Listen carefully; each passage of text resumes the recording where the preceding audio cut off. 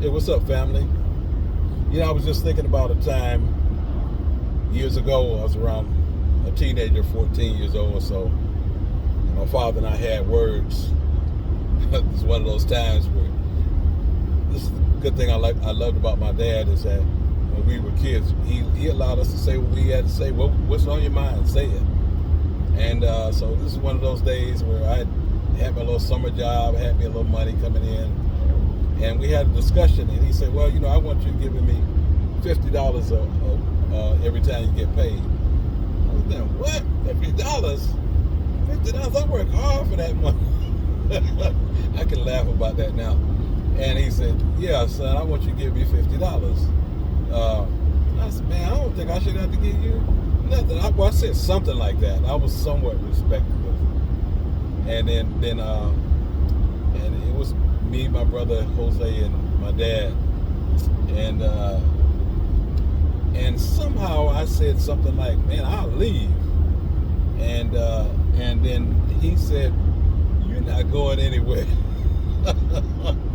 so what I did with my stubborn, hard-headed self, I went in my room. I got on the phone and called a friend of mine, Ernest, and said, "Hey man, can y'all come down here and pick me up?" And so Ernest came, picked me up. I jumped out of the window, and I took some clothes with me, and I was going to go back to Cleveland. I was going back to Cleveland. I don't know what my plan was, as crazy as I was then. I was going to hike my way back to Cleveland. And that was in my mind with the little money I had. And the next day, I was going to wait till the next check came in, and I was going to hike it. So anyway, the next day I'm going to work my summer job, and when I came back,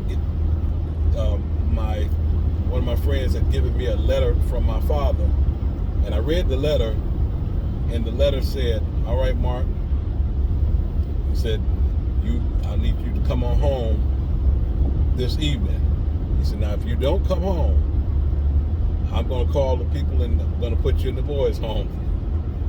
But if you do come home, won't nothing else be said about this."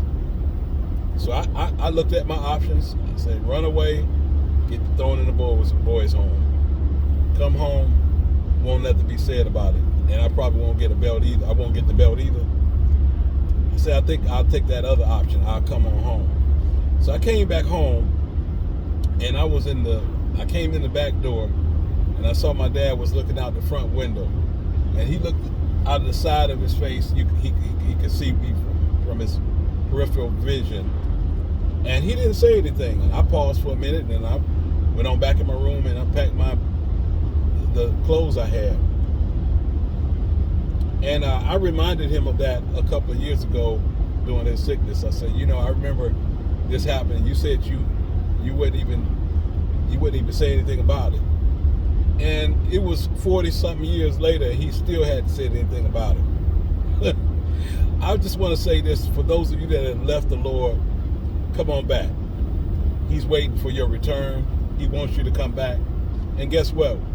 When you come back, you're going to have a lot of people celebrating with you. A lot of angels will be rejoicing upon your return, and he'll be glad you're back. Well, come on back home. He wants you there. God bless you. Hang in there, family.